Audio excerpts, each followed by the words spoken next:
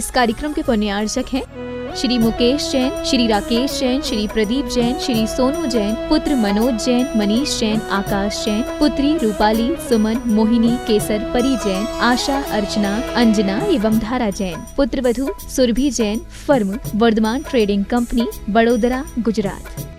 श्री पवन कुमार सेठी, श्रीमती पाना देवी सेठी, श्री विनय सेठी, श्रीमती शर्मिला सेठी, श्री विकास सेठी, श्रीमती रीमा सेठी, श्री विवेक सेठी, श्रीमती संध्या सेठी, श्री विशाल सेठी, श्रीमती अनीता सेठी, श्री रोहिल सेठी, श्रीमती मेघना सेठी, बविता पाटनी, श्री कैलाश पाटनी, वंदना जैन, श्री संजय जैन, जागृति पाटनी, श्री अरिहंत पाटनी, साहिल, प्रियांक, पलक, जयादित्य, रिशैल, कविश, दयोतित, कोलकाता, मुंबई एवं दीमापुर निवासी। फर्म फूलचंद पवन कुमार सेठी, दीमापुर, कोलकाता, मुंबई।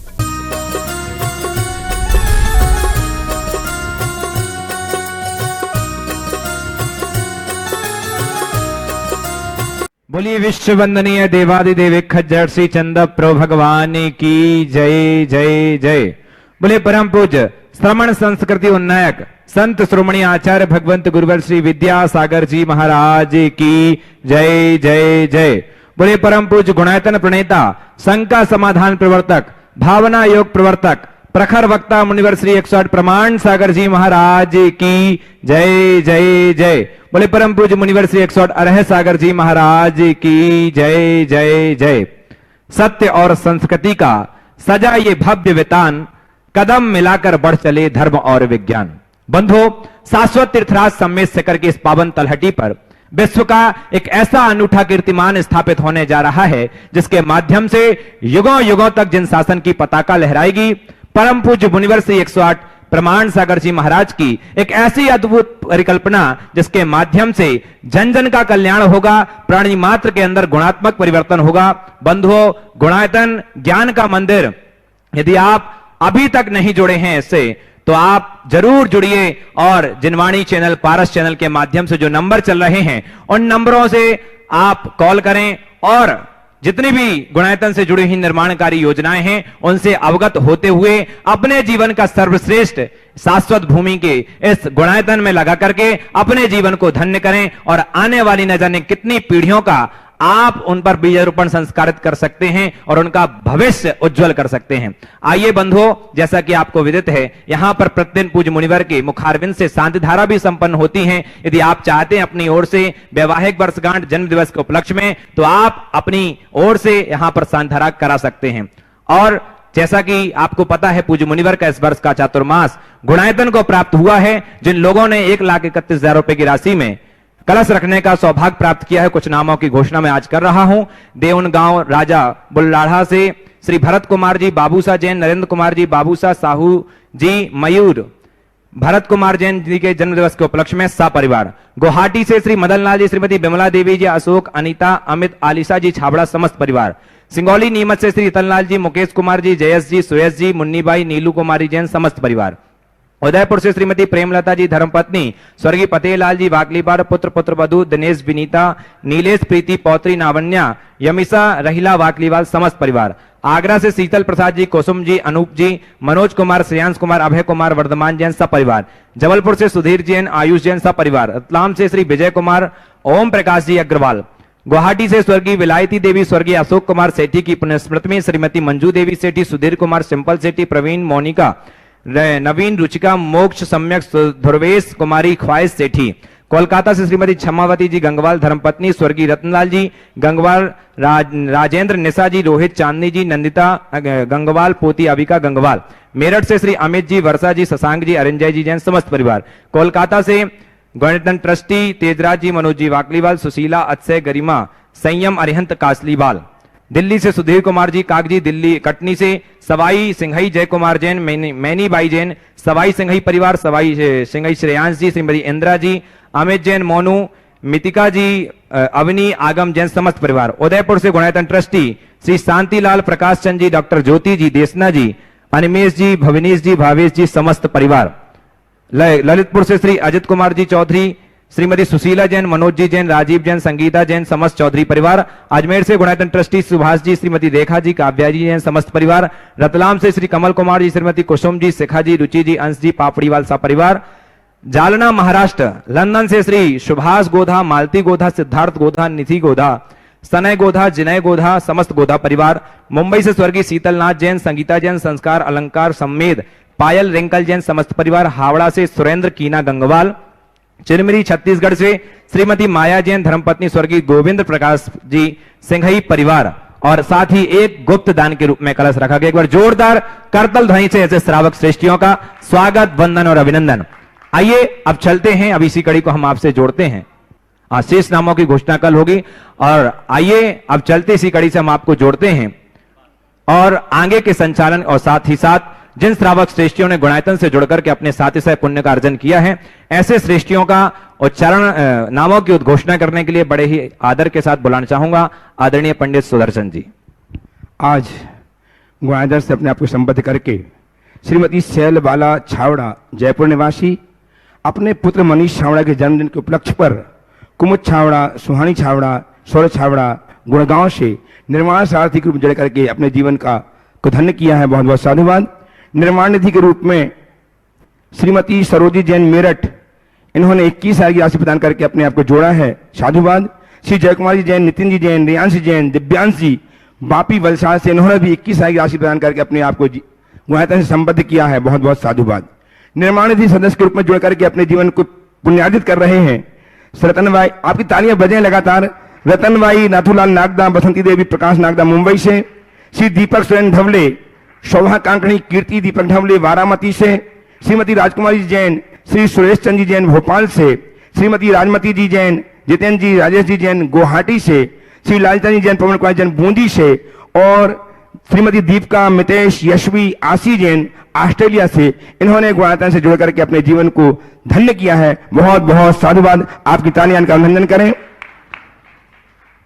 आज 5 ग्राम सोना मंदिर जी के निर्माण के लिए देकर के स्वर्गीय श्री जेडी जैन जी के पुत्र स्वर्गीय श्री आभास जी चौधरी की 5वीं पुण्यतिथि पर निर्मला जी चौधरी, अनु जी, आशु जी, अनुभा जी, रोली जी, मौली जी सपरिवार ललितपुर से इन्होंने प्रदान किए हैं। बहुत बहुत साधुवाद।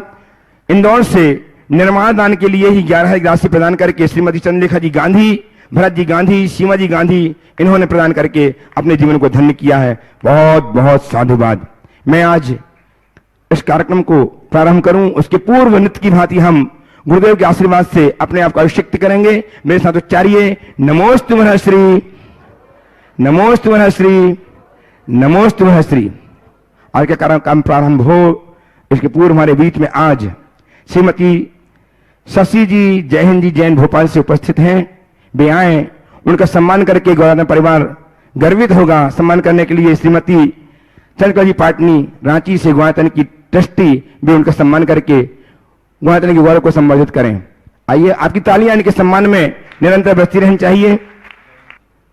और आप सब श्रावकों को सूचना देते हर्षित हो रहा है मन, जबकि गुरुदेव के मुखारविंद से नित्य प्रति हम सर्वान सिद्धि ग्रंथराज की देशना यहां वाचना के रूप में निरंतर चल रही है। समय ठीक दोपहर 3:30 बजे यह प्रारंभ होती है और 4:15 बजे तक आप इसका रसास्वादन कर, ज्ञान का अमृत पान करके रसास्वादन कर सकते हैं।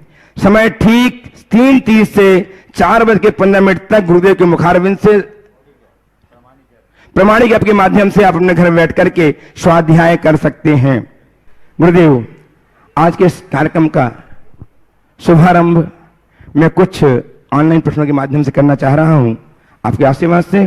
गुरुदेव, महेंद्र कुमार जी जैन पत्रकार, इंदौर मध्य प्रदेश से आपके चरणों में बारंबार नमोस्तु करते हुए जानना चाहते हैं कि गुरुदेव, यदि हमारे तन का वजन बढ़ता है तो व्यायाम करके वजन कम करते हैं, मन का वजन बढ़ता है तो ध्यान करते हैं, लेकिन धन का वजन बढ़ने पर हम उसे दान करने के बजाय उसका वजन बढ़ाने में लगे रहते हैं। गुरुदेव, मनुष्य की इस प्रवृत्ति में परिवर्तन कैसे हो? बात केवल इतनी है कि तन का वजन बढ़ता है तो हमें उसका आभास हो जाता है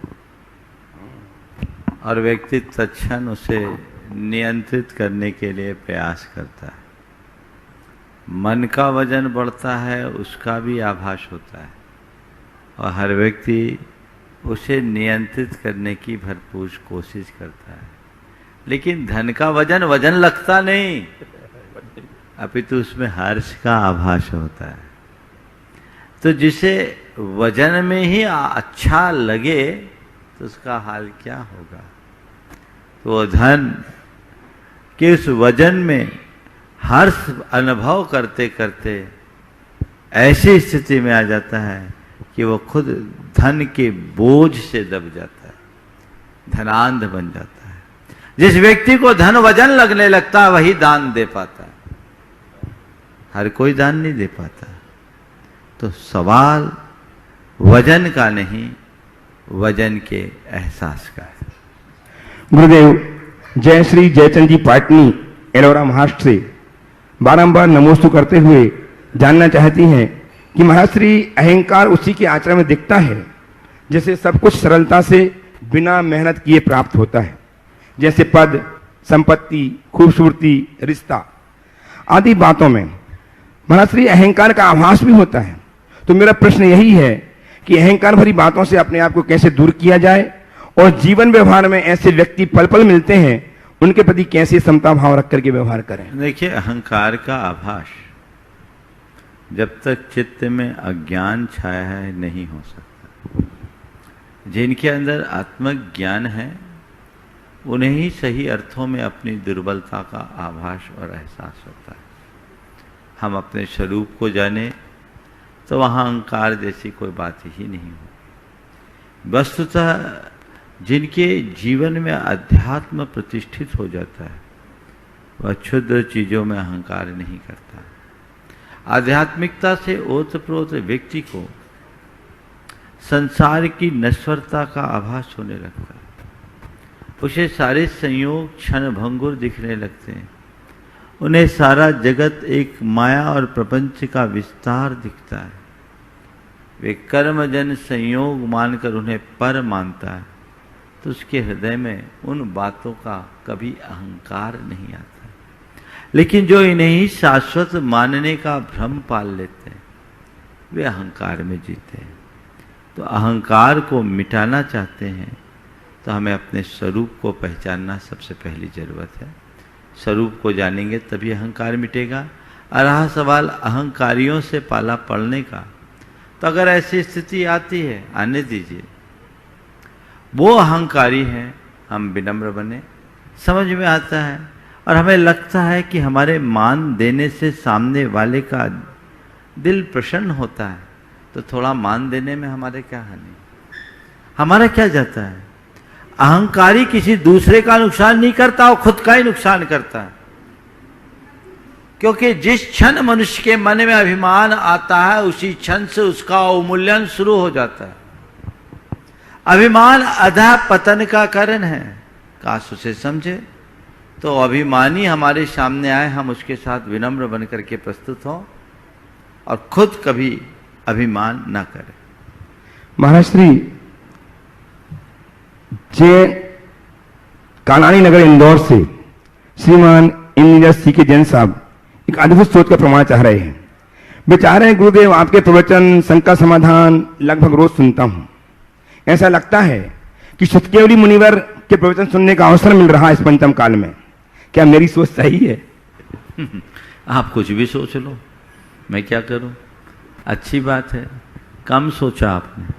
श्रुत केवली सोच लेते, सोचने में क्या है। देखो भाई, न मैं केवली हूं न श्रुत केवली, मैं तो एक साधारण सा मुनि हूं। पर केवली भगवंत की वाणी से जो कुछ भी झरा है उसका मैंने गुरु कृपा से जितना अमृत पान किया है मैं वही आप सबको बरसाता हूं। तो अगर देखा जाए तो हम केवल माध्यम हैं, वाणी तो भगवान की है। इसलिए गुरुओं की वाणी को प्रवचन मानकर मत सुनो,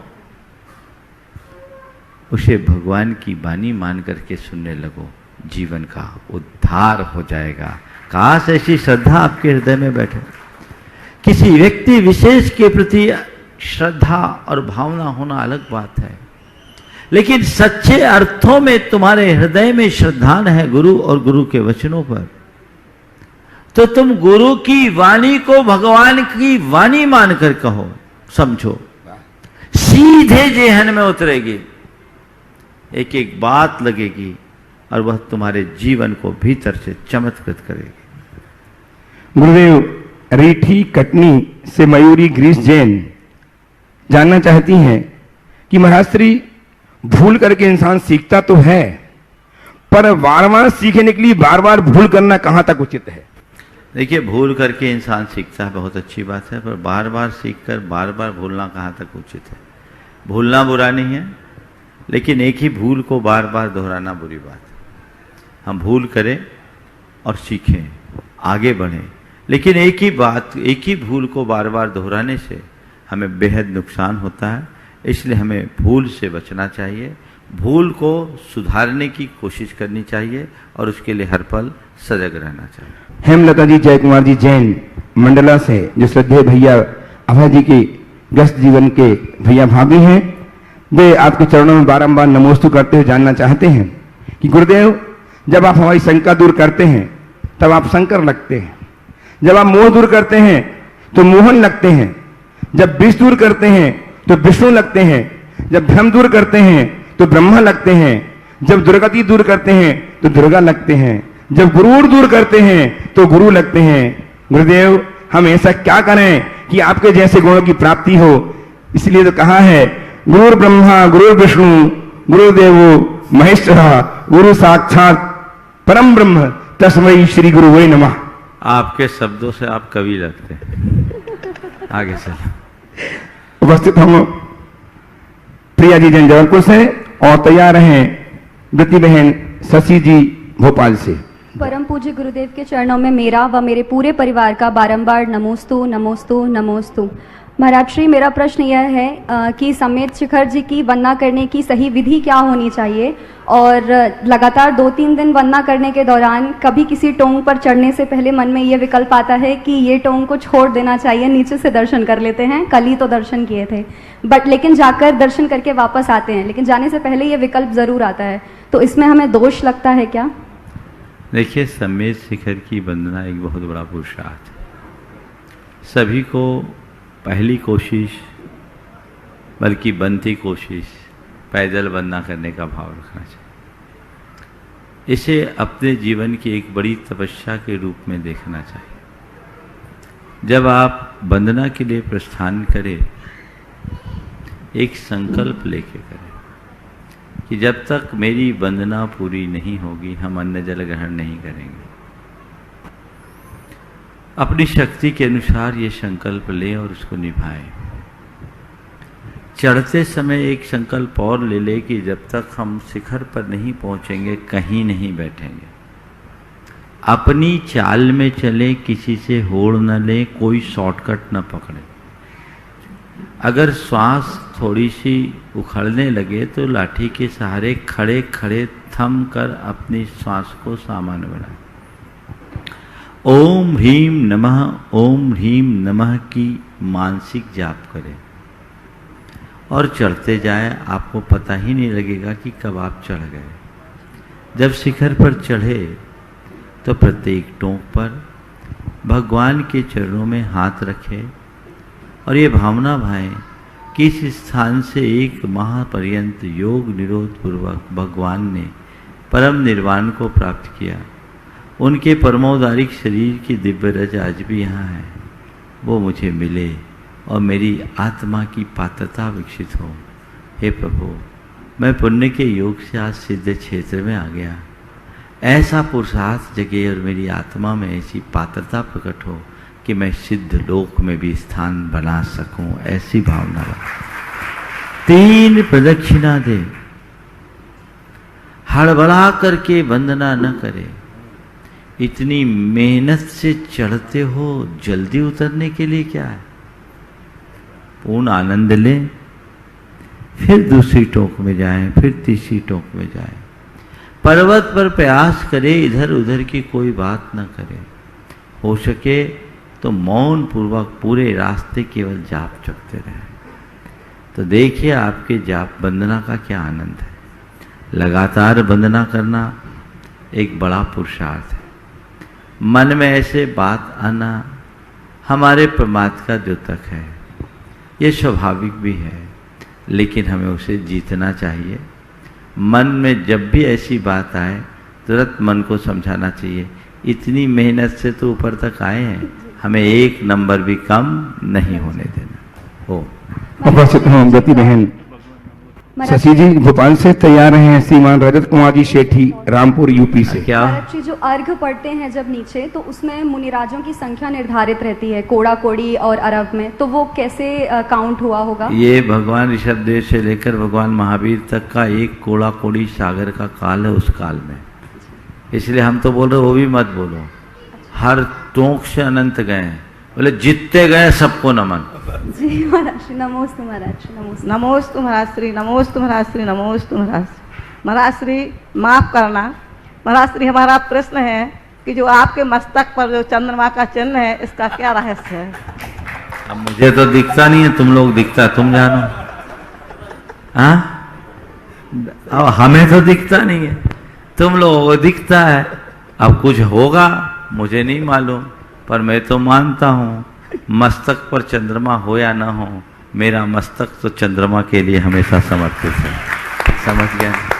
ये एक स्वाभाविक चीजें हैं, है सो है, मैं इसके लिए क्या करूं। नमोस्तु महाराज। उपस्थित श्रीमान रजत कुमार जी सेठी रामपुर यूपी से तैयार हैं श्री शगुन जी जैन दिल्ली से।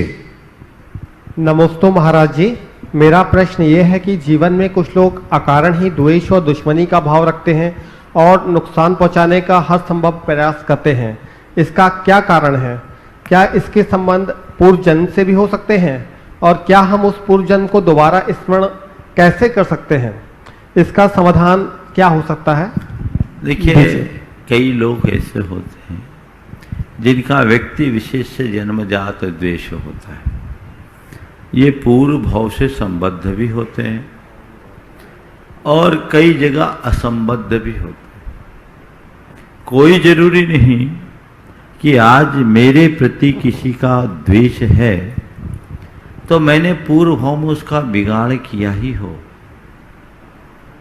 उदाहरण के तौर पर पार्श्वनाथ भगवान के चरित्र को सामने रखकर देखिए। पार्श्वनाथ भगवान ने एक बार भी कमठ के जीव का बिगाड़ नहीं किया था, बस उसके मन में गलतफहमी थी। 10 भाव तक पीछा किया।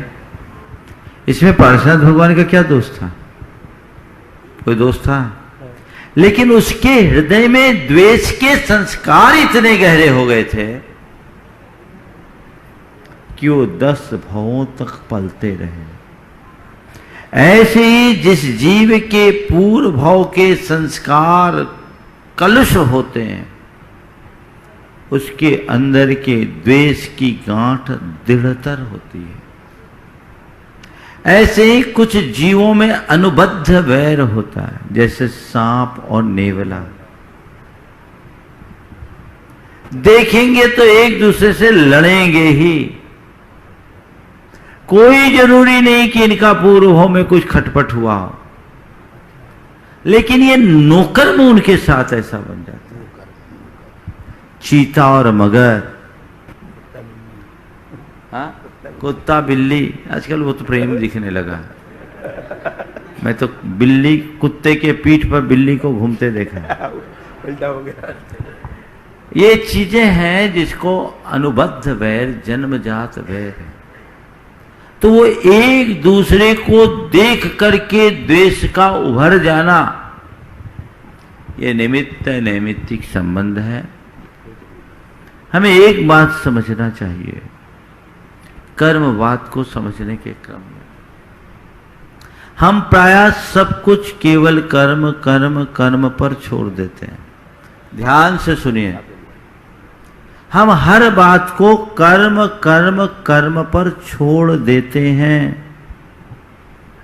ये बात पूरी तरह सही नहीं है, क्योंकि कई कार्य ऐसे होते हैं जो कर्म के बिना भी हो जाते हैं। वो काल है, स्वभाव है, दैव है, नियति है। ये भी कारक है, केवल कर्मवाद नहीं है। ये सारे चीजें कारण बनती है। जैसे अभी महामारी फैली, ये कर्म के ही कारण फैली ये बात अधूरी है। ये दैव है, ये काल है,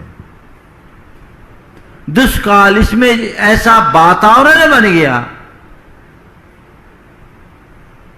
कि जो इस विषाणु का शिकार बनेगा वो निपटेगा। समझ गए जी। तो सब चीज में केवल कर्म कर्म कर्म की बात करना, ये कर्म सिद्धांत या जैन दर्शन को ठीक तरीके से न समझ पाने का परिणाम है। यदि कर्मवाद ही सब कुछ है तो ईश्वरवाद और कर्मवाद में कोई अंतर नहीं है, केवल नाम का अंतर। हम कर्म की सत्ता को परिवर्तित भी कर सकते हैं, कर्म की शक्ति को बदल भी सकते हैं। बहुत सारी बातें हैं, कभी कर्मवाद पर लंबी चर्चा होगी तब बात करूंगा। महाराज जी, क्या जाप के माध्यम से या विधान के माध्यम से इसका निराकरण किया जा सकता है? बहुत अंशों में, बहुत अंशों। उपस्थित हो सगुन जी जैन दिल्ली से, तैयार रहें कोलकाता से कविता जी जैन। नमोस्तु गुरुदेव, नमोस्तु गुरुदेव, नमोस्तु गुरुदेव। गुरुदेव, किसी ने कहा है कि हमें 3 चीजों से बचना चाहिए, घमंड, अपमान तथा उम्मीद। गुरुदेव, घमंड और अपमान तो हमारे समझ में आता है कि हमें नहीं करना चाहिए, किंतु गुरुदेव उम्मीद ऐसी चीज है जो हमें दूसरों से बांधती है, तो क्या उम्मीद भी हम दूसरों से छोड़ दें? उम्मीद रखिए, पर ऐसी उम्मीद न रखिए कि यदि पूरी ना हो तो आप परेशान हो जाओ। समझ गए? उम्मीद रखना पर उम्मीद के भरोसे रहना ठीक बात नहीं, और उम्मीद पूरी न होने पर विचलित हो जाना ठीक बात नहीं। गुरुदेव, किंतु कई बार ऐसा होता है कि हम सामने वाले से उम्मीद करते हैं, वो कुछ अंश तक हमारे उम्मीद को पूरा करता है, लेकिन कहीं जाके वो रह जाता है, तो उसका फिर क्या होता है, रिजल्ट क्या होता है? बुंदेलखंड की एक बड़ी कहावत है, सुना दो जी। भरोसे की भैंसिया पड़ा ब्यागे। अब कहानी सुनाओ। भरोसे की भैंसिया पड़ा ब्यागे। अब वो एक भैंस लेके आया, अब भैंस गर्भवती हुई। अब उसने कल्पना करना शुरू कर दिया, मेरी भैंस है, इसका बच्चा होगा, वो पड़िया होगी, पड़िया होकर के बड़ी होगी, फिर उससे पड़िया होगी, और वो बड़ी होगी, फिर भैंस बन जाएगी, फिर उससे पड़िया होगी। मैं सैकड़ों भैंसों का मालिक बन जाऊंगा और फिर ठाट बाट के साथ जीवन जीऊंगा। उसी आकलन में उसने बाजार से कुछ कर्जा भी ले लिया। अब वो तो एकदम कंफर्म था कि पड़िया होगी। अब भैंस ने जब बच्चा दिया तो पड़ा हो गया। सारी आशा पर पानी फिर गया। तो एक कहावत है, कहावत निराधार नहीं होते। भरोसे की भैंसिया पड़ा ब्याह गई। समझ गए ना? हाँ, पड़ा माने मादा बच्चा। भैंस का जो भैंसा होता है ना, उसको पड़ा बोलते हैं। पाड़ा और पाड़ी, तो पाड़ी होती है, पड़िया भी बोलते हैं उसको। तो पाड़ी यानी फीमेल और पाड़ा यानी मेल। समझ गए? तो उसको उस तरीके से समझना। उम्मीद रखो, पर इतनी उम्मीद नहीं रखो कि उसकी पूर्ति न होने से तुम्हारा मन विचलित हो और तुम्हारा लक्ष्य अधूरा रह जाए। समझ गए? चलिए, उपस्थित हूं कविता जी कोलकाता से, और तैयार रहें विक्रम जी काला रांची से। ट्रस्टी गुणायतन। महाराज जी के चरणों में मेरा, मेरे परिवार का, कलकत्ता समाज का कोटि कोटि नमन, कोटि कोटि नमन, कोटि कोटि नमन। महाराज जी, संक्लेश करना आर्तरोद्र ध्यान का कारण है। तो कभी अंतराय हो जाता है तो संक्लेश करते हैं, तो आर्तरोद्र की श्रेणी में आता है क्या? अब संक्लेश करना ही जब आर्तरोध है तो क्या है? रोना धोना धर्म ध्यान तो नहीं। अब अंतराय आ गया, पहला प्रयास करो कि अंतराय आए ही नहीं। अंतराय आने पर थोड़ा बहुत दुख होना तो ठीक है, चलेगा, यह धर्म ध्यानी का अर्थ ध्यान है। लेकिन इतना कि पूरे घर में तूफान मचा देना। मैं आपको एक बात बताता, एक चौके में हार हुआ, संयोगतः पहले दूसरे ग्रास में अंतराय आ गया और वो अंतराय भी घर की नई बहू के साथ हाथ से आया। घर वाले ने तूफान मचा दिया, उस बहू को पीट डाला। अब बताओ, ऐसे लोग आहार देने के लायक नहीं है। ये क्या है? एक बार एक के चौके से हमारा पड़गान हुआ, नारियल गिर गया धोखे से, तो मैं कलश से गिर गया। मैं लौट आया, इतना गुस्सा आया कि पूरे पड़गान का सामान सड़क पर फेंक दिया। तो ये सब क्या है? ये पागलपन है। ऐसी कृत्यों से बचना चाहिए। आइए श्रीमान विक्रम निकाय साहब रांची से ट्रस्टी गुणायतन और तैयार है रांची से ही कनिका जी जैन। सब परिवार खड़े हो जाओ एक साथ। हाँ, नमोस्तु महाराज श्री। महाराज श्री, मेरा प्रश्न ये है, शुद्ध और अशुद्ध स्थान पर अपने भावों की विशुद्धि कैसे रखें? शुद्ध और अशुद्ध स्थान पर अपने भावों की विशुद्धि कैसे रखें? देखो, शुद्ध स्थान में तो हमारे भाव स्वाभाविक रूप से शुद्ध होंगे, लेकिन शुद्ध स्थान में जाकर अगर हम अपने भाव को कलुषित करते हैं या ऐसे माध्यमों को अपनाते हैं जिनसे हमारे भाव खराब हो, तो औरों के भी भाव खराब होंगे। उसमें हमें पूरी तरह सावधान रखना चाहिए। अपने आचार विचार व्यवहार के प्रति हमारी जागरूकता होनी चाहिए। अपने खान पान, अपने पहनाव, इसका भी हमें ध्यान रखना चाहिए, ताकि हमारे भाव शुद्ध और निर्मल बने रहे, पवित्रता बनी रहे। कदाचित शुद्ध स्थान में हमारे भावों में अपवित्रता आए तो तुरंत अपने मन को समझाना चाहिए कि ये उसके लायक स्थान नहीं है। यहाँ हमें अपने भावों की पवित्रता को बरकरार रखना चाहिए। अशुद्ध स्थान जहाँ है तो हमें या तो ऐसे स्थानों से बचना चाहिए, और अगर लगता है कि हम पहले से अशुद्ध स्थान में जा रहे हैं तो वहाँ अपवित्रता आएगी, तो ये मान करके चलिए कि मुझे काजल की कोठरी से बेदाग निकलना है। मेरी कुशलता इसी में है कि मैं उससे अप्रभावित रहूं, कोशिश करूं कि वहाँ जाना ही ना पड़े, और जाना पड़े तो यथासंभव सावधानी रहे। उपस्थित हों रांची से ही कनिका जी, और तैयार है एक ऐसा बच्चा 11 वर्ष का महाराज श्री, जिसे मंगलाष्टक, भक्तनाम, तत्वासु, सहस्रनाम, गोमती स्तुति, चैडाना आदि अनेक चीजें कंठस्थ हैं। ललितपुर से नैतिक जैन ये तैयार रहेंगे। नमोस्तु महाराज जी, नमोस्तु महाराज जी, नमोस्तु महाराज जी। महाराज जी, धर्म को इंटरेस्टिंग कैसे बनाया जाए? धर्म को इंटरेस्टिंग कैसे बनाया जाए? जैसे आजकल हम लोग जो यंगस्टर्स लोग हैं, तो वो हम लोग धर्म के नाम पे खाली मंदिर जाते हैं, बट उसका मीनिंग नहीं पता है। बस धर्म के नाम पे हैं तो हाँ मंदिर जाते हैं, तो उसको मीनिंगफुल कैसे बनाया जाए? बहुत अच्छा सवाल किया। देखिए, धर्म को इंटरेस्टिंग बनाने के लिए सबसे पहले हमें अपने इंटरेस्ट को जगाना होगा। अगर मन में इंटरेस्ट जग गया ना, तो धर्म से अच्छा इंटरेस्टिंग कुछ है ही नहीं। मुश्किल ये है कि सच्चे अर्थों में देखा जाए तो लोगों का धर्म में इंटरेस्ट ही नहीं है। एक धारणा बना रखी है लोगों ने कि धर्म तो जीवन से हारे हुए बूढ़े पुराने लोगों का काम है, जिनको और कोई काम नहीं। यंगस्टर्स से अगर बात करो, वो कहता अभी हमारी उम्र थोड़ी हुई है, अभी हमारी उम्र दूसरी है। ये जो सोच है, यही सोच मनुष्य को धर्म से दूर करती है। पहले व्यक्ति को समझना चाहिए कि धर्म मेरे जीवन का अंतरंग तत्व है। धर्म का मेरे जीवन में उतना ही स्थान है जितना कि हवा, पानी और अनाज का। हवा, पानी और अनाज के बिना हम जी नहीं सकते, तो धर्म के बिना हम सही ढंग से जी नहीं सकते। ये समझ अपने अंदर होनी चाहिए कि धर्म ही वह तत्व है जो हमारे जीवन में अनुशासन और संतुलन लाता है। इसलिए मुझे धर्म करना ही चाहिए। ये समझ अपने अंतरंग में विकसित हो जाए तो एक छोटे से बच्चे के हृदय में भी धर्म की रुचि जगेगी। गलती बड़ों की तरफ से होती है।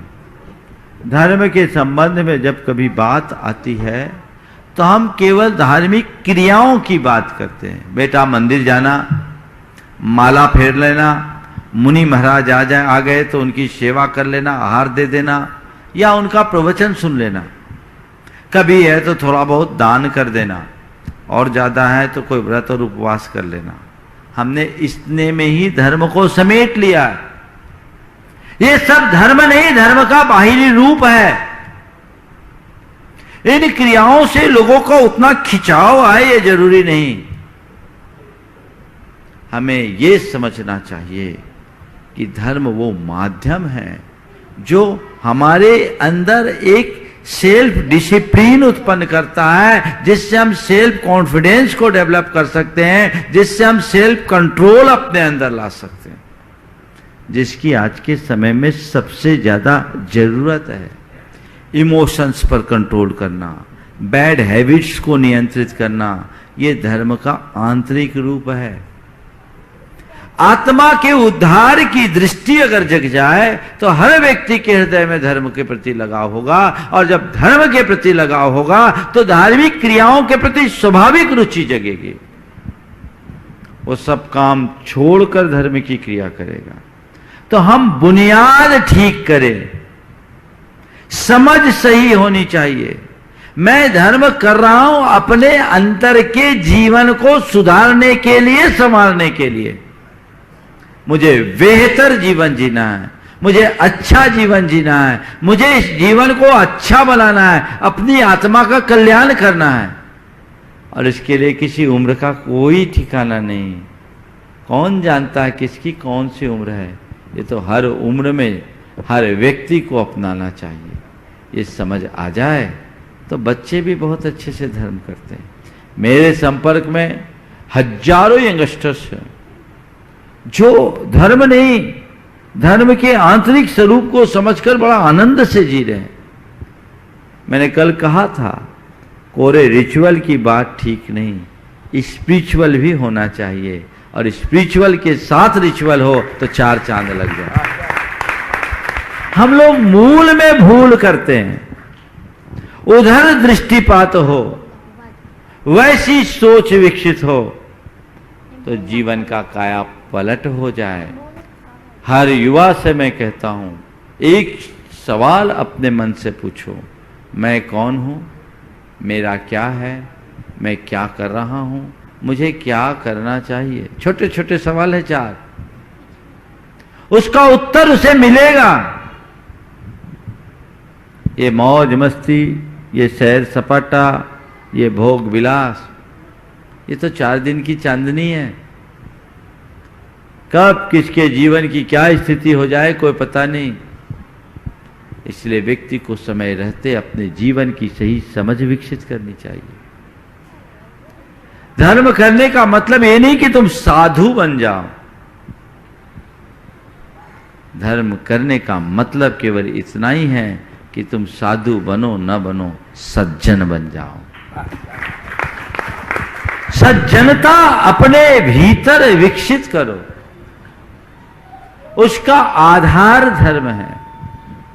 और हमें चाहिए कि हम धर्म के उसी स्वरूप को जन जन तक पहुंचाएं, ताकि हर पीढ़ी के लोग न केवल धर्म के प्रति आकर्षित हों, अपितु उसका आनंद अनुभव भी कर सके। उपस्थित नैतिक नैना के संग और तैयार रहें श्रीमान विकास जी जैन शास्त्री गुणायतन सलेहा। महाराज जी के चरणों में बारंबार नमोस्तु नमोस्तु नमोस्तु। महाराज श्री, हम अपना जन्मदिन जैन धर्म के अनुसार कैसे बनाए? क्या बोल रहे हो? महाराज जी के चरणों में बारंबार नमोस्तु नमोस्तु नमोस्तु। महाराज जी, हम अपना जैन धर्म के अनुसार जन्मदिन कैसे मनाए? जैन धर्म के अनुसार अपना जन्मदिन कैसे मनाए, बहुत बार मैंने बताया है। जिनका भी जन्मदिन हो उसे वर्ष वर्धनोत्सव के रूप में मनाओ, और सबसे पहले मंदिर जाओ, सुबह लेकर के उस बच्चे को मंदिर लेकर जाओ। अगर वो 8 साल से कम उम्र का है तो उसे मंदिर में अभिषेक दिखाओ। 8 साल से अधिक का हो गया है, 8 साल का हो गया है, तो उससे अभिषेक कराओ, पूजन कराओ, और उसके बाद घर के लोग उसे घर लेकर आए। मंदिर के पूजन के बाद बचे हुए शेषाक्षत हाथ में रखें। पूजा का जो द्रव्य सामग्री बचती है ना, उसको शेषाक्षत बोलते हैं।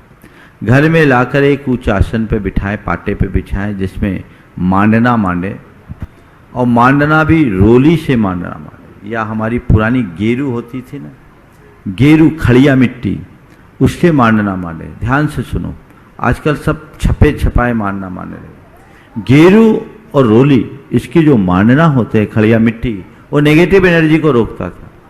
हमारे यहाँ दरवाजे पे ये सब बनाए जाते थे, वो नकारात्मकता को रोकते थे। तो मांडना मांड करके पाटे पे बिठाएं, घर भर के लोग उसका तिलक करें और उसके सिर पर चिरंजीवो भव, यशस्वी भव, तपस्वी भव, मनस्वी भव, धर्म धुरंधरो भव, कुलवर्धको भव, इस बात को, वाक्यों को दोहराते हुए उसके शीश पर शेषाक्षत छोड़ते हुए आशीर्वाद दे। यदि गुरुजन है तो गुरुजन का सानिध्य उसको दिलाए, उनका आशीर्वाद दिलाए, उसके माथे पर गंदों तक लगवाए। इसके बाद उसके हाथों जीव दया का कार्य कराए। यदि अपने गांव में गौशाला है तो गौशाला में जाकर मूक प्राणियों की सेवा कराए, और यदि नहीं है तो जीव दया के निमित्त गौशालाओं को दान दे। घर में आए, उतने दीपक जलाएं। कैंडल बुझाने का काम नहीं है, दीप जलाना है, दीप जलाएं। और केक नहीं काटना, लड्डू बांटना है। हमारे यहां तो मोदक को सर्वश्रेष्ठ मिष्टान कहा है। लड्डू बांटो, जितने जन्मदिन उतने लड्डू बांटो। तो ये हमारा एक जन्मदिन मनाने का सही तरीका है, जिससे बच्चे के हृदय में धर्म के संस्कार भी होंगे और वो अपने जीवन का विस्तार भी कर सके। उपस्थित हुआ रेखा देवी पाटनी, पुष्पा जी पाटनी, टिहू आसाम से, और तैयार रहेंगे श्रीमान नमन जी जैन, नेहरू नगर, आगरा से। आज बहुत नाम है आपके लिस्ट में, आज सब नए लोगों को। आइए, रेखा देवी, पुष्पा देवी पाटनी, पहला एक प्रश्न करेंगे दोनों, और तैयार रहेंगे श्रीमान नमन जी जैन, आगरा से। कहाँ है? नहीं, नहीं है, जल्दी। नमन जी उपस्थित हुए हैं नेहरू नगर, आगरा से, जल्दी से नमन जी। और तैयार है श्रीमान मनीष कुमार जी जैन, विकास जी यतिन जी के साथ, सदर, मेरठ से। नमोस्तु गुरुदेव। मेरा प्रश्न यह है गुरुदेव कि जैसे पूर्व में जब हमारा स्कूल टाइम था तो मेरे को थोड़ी बुरी संगति मिलने के कारण मैंने बुरी संगति में आके बुरे कार्य किए, लेकिन थोड़ी टाइम बाद जब सही समझ आई, सही कार्य करने लगा, तो जो समाज के लोग थे या जो अपने लोग थे तो वो वही बुरी नज़र से देखते थे। तो अब जब मैं अच्छे कार्य जब करने लगा हूँ तो मन विचलित होता है कि वैसी ही अभी भी मतलब बुरी छवि बनी हुई है सब में। तो उसके लिए मैं अपना उपाय जानना चाहता हूँ कि कैसे मतलब लोगों। बहुत अच्छी बात है। सबसे पहली बात तो जब जागो तभी सवेरा, और लोगों को, हर व्यक्ति को एक ही चश्मे से नहीं देखना चाहिए। यदि किसी व्यक्ति के द्वारा गलती हुई और यदि वो सुधार रहा है और सुधर रहा है तो उसके प्रति बहुत सकारात्मक दृष्टिकोण रखना चाहिए, उसे प्रोत्साहित करना चाहिए ताकि वो अपने मार्ग में स्थिर रहे। लेकिन मैं तुमसे कहता हूँ, इन बातों से घबराना नहीं चाहिए, स्वाभाविक प्रक्रिया है। इसे ये सोचना चाहिए कि ये मेरे पापों का प्रायश्चित है। मैंने अपने जीवन में जो पाप किए, आज लोग मुझे कोस रहे हैं, वो मेरे पाप के कारण कोस रहे हैं। और सोचो कि देखो अभी तो इतने में ही निपट रहा हूं, अगर करता रहता तो न जाने कहां जाना पड़ता। ये मेरे कर्म झड़ाने के निमित्त हैं, और अपने आप को और मजबूत बनाओ। समझ गए? और गुरुदेव का एक हाइकू है, मत दिलाओ विश्वास लौट आता, मत दिलाओ विश्वास लौट आता व्यवहार से। किसी को विश्वास दिलाने की जरूरत नहीं है, किसी को यकीन दिलाने की जरूरत नहीं है। अपना व्यवहार सुधार लो, आज नहीं कल उनका विश्वास लौटेगा, और यही तुम्हारी कामयाबी है। जब तुम्हें ऐसा लगे कि आज भी लोग मुझे उसी दृष्टि से देखते, घबराओ नहीं, मन में ठानो कि एक दिन मैं उनको ऐसा बनकर दिखाऊंगा कि कल ये अपनी धारणा बदलने के लिए मजबूर हो जाए। नमस्ते। वो खुद कह बैठे कि अरे इसके जीवन में तो जादू हो गया। तुम जैसे युवाओं के लिए यही जरूरी है, घबराने का काम नहीं है। विचलित होने का काम नहीं है, ठानने की बात है। समझ गए? ठान लो, इसे एक चुनौती मानो, इसे एक चैलेंज मानो। नहीं, अब उधर लौटना ही नहीं है, मैंने अपनी राह बदल दी है, अब मंजिल पर पहुंच कर बताऊंगा। समझ गए जी? तो आज जो तुम्हारी आलोचना कर रहे हैं, कल तुम्हारी पूजा भी कर सकते हैं। समझ गए? जीवन में नमस्ते गुरुदेव। उपस्थित हैं मनीष जी, विकास जी, जतिन जी मेरठ से। तैयार हैं सुश्राव का चंद्रकारी पाटनी ट्रस्टी गुणायतन रांची से। आज नीचे वालों को करो, नए लोगों को करो। हाँ, नमोस्तु गुरुवर, नमोस्तु गुरुवर, नमोस्तु गुरुवर। मेरा प्रश्न ये है कि किसी ने कहा है कि 3 चीजें बहुत सोच समझकर उठानी चाहिए, कसम, कलम और कदम। तो हमें इस तरह से, इन पे किस तरह से अमल करना चाहिए? देखिए, कसम, कलम और कदम तीनों सोच समझ कर उठानी चाहिए। बिल्कुल सही बात कही। सबसे पहली बात तो कसम जल्दी से खानी नहीं चाहिए, और कसम खा लिया है तो उसे निभाना चाहिए। कसम एक प्रतिज्ञा है, और प्रतिज्ञा को हमें वज्र संकल्प के रूप में बदलना चाहिए। कलम हमने एक बार चला दी, तो हमें कलम चलाते समय ऐसा ना हो कि हमें अपनी लेखनी से अपनी बात को काटनी पड़े। मनुष्य को हमेशा बहुत सावधानी से चलना चाहिए। अपने हर स्टेटमेंट को प्रकट करने से पहले उसके परिणाम को ध्यान में रखकर चलना चाहिए। और कदम अगर चलाने उठाने में हम थोड़ी भी चूक कर गए तो उसका दुष्परिणाम हमें पता है ही। उपस्थित हूँ आदि जी जैन भोपाल से। तैयार हैं रश्मि जी जैन सागर से।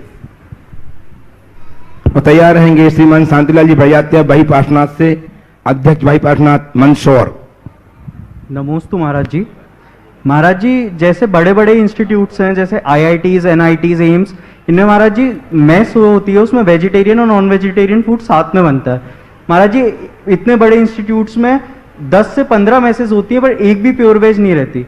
कुछ क्लेम करते हैं कि वो प्योर वेज है, बट उसमें एक दिन हफ्ते में अंडा बनता है या कुछ वैसा बन जाता है। महाराज जी इस सिचुएशन में हम लोग को, युवाओं को कैसे करना चाहिए महाराज जी, की आगे की पढ़ाई का भी कुछ इम्पैक्ट ना है उस पर? महाराज जी आप मार्गदर्शन दीजिए। देखो, तुम्हारे ही भोपाल का एक युवा था जो BHU वाराणसी से IIT कर रहा था। मुझे ध्यान है जब मैं भोपाल में था, जवाहर चौक का लड़का है, नाम मैं भूल रहा हूं, पर उसके पिताजी का नाम है सुनील पटेल, मिल लेना।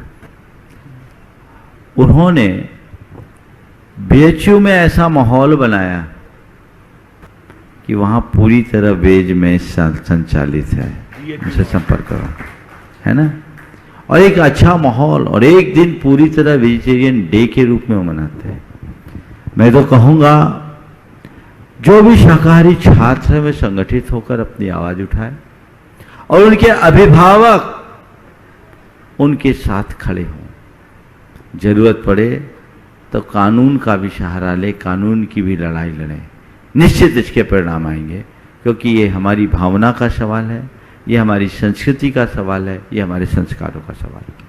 महाराज श्री के चरणों में मेरे और मेरे परिवार की ओर से बारंबार नमोस्तु नमोस्तु नमोस्तु। महाराज श्री, मेरा प्रश्न है कि प्रतिकूल परिस्थितियों में क्रोध पर नियंत्रण कैसे रखें, मार्गदर्शन कीजिए। जब स्थितियां अनुकूल हो तो क्रोध को नियंत्रण करने का अभ्यास कर लो, तो प्रतिकूल में अपने आप करोगे। एक कमांड मन को बार बार दो, मुझे शांत रहना है, मुझे शांत रहना है, फर्क पड़ेगा। चलिए, उपस्थित हो ब्रती बहन पुष्पा जी और शांतिलाल जी उधर, तो और शांतिलाल जी भाई पार्शनाथ के अध्यक्ष। चलिए आप पूछिए जब तक। हाँ, नमस्ते महाराज जी। महाराज जी, कल मैं पहाड़ की वंदना करने के लिए गई थी, तो वहां पे देखा कि वो हरी हरी सी, हर सीढ़ियों पे इतनी ऊंची ऊंची जमी हुई है। हरी हरी वो मतलब जीव उसमें इतने हो गए। फिर थोड़ा आगे चले तो वहां धूप निकल गई, वे सूखने लगी। तो महाराज जी, वे उसमें से जीव निकल जाते हैं, मरते हैं। यदि मर जाते हैं तो फिर उन्होंने ऐसा कौन सा कर्म किया था जिसके कारण वो इतने जीव ऐसे? सब योनिभूत जीव होते हैं, पानी गिरने से वापस हरे हो जाते हैं और सूख जाने पे वापस वो ऐसे हो जाते हैं। इनकी अल्प आयु होती है। मतलब वापस चले जाते हैं या मर जाते हैं? नहीं, आ जाते हैं। आशीर्वाद। नमस्ते महाराज जी। बोलिए। श्रीमान शांतिलाल जी बजाते साहब उपस्थित हो। तैयार है श्रीमती मीना जी जैन कुचामन सिटी से। गुरुदेव के चरणों में मेरा एवं मंदसौर समाज एवं वही पातना क्षेत्र की ओर से कोटि कोटि वंदन। मेरा प्रश्न है कि वही पातना क्षेत्र 22 बीघा में है, और वहाँ दर्शन के साथ साथ में पेड़ पौधे बगीचा और व्यवस्थाओं के लिए पानी अनछना झूलता है और पेड़ पौधे माली की व्यवस्था रहती है, तो उसमें जो कटपिट होती है उसका दोस्त के भागीदार कौन बनता है? देखिए, कोशिश करो जितना मने शुद्धता के साथ करे। ये मंदिर की आनुषांगिक चीज़ें हैं, तो ये सब चीज़ों को अपने विवेक और विचार के साथ संपन्न करना चाहिए। चलिए, इस प्रकार आज के इस सत्र को चलिए। हाँ बोलिए, कुछ अमन। महाराज जी के पुनीत पावन चरणों में मेरा बारंबार नमस्कार। नमोस्तु महाराज जी, नमोस्तु। महाराज जी, ये मेरी दीदी का प्रश्न है। वो 3 प्रतिमाधारी है और वो पहाड़ की वंदना करना चाहती है, लेकिन उनके मन में एक विकल्प है कि मैं पहाड़ पर जाऊंगी तो सुबह का प्रतिक्रमण सामायिक और दोपहर की सामायिक को कैसे मैनेज करूं? मेरे साथ कोई भी जाएगा तो वो रुकेगा नहीं इतनी देर। तो महाराज जी, इसका क्या समस्या का समाधान कैसे हो सकता है? इसका एक तरीका है कि ऊपर जाए, जब लोग और वंदना करते हैं वहीं पर प्रतिक्रमण कर ले, पासना टोक में सामायिक कर ले, नीचे उतर जाए और जो सामायिक छूट जाए नीचे आकर उतने उत्कृष्ट सामायिक कर ले। इस प्रकार आज के इस सत्र को परम पूज्य गुरुदेव के चरणों में नमन अर्पित करते हुए यहीं पर विराम। बोलिए परम पूज्य आचार्य गुरुवर श्री विद्यासागर महाराज की जय।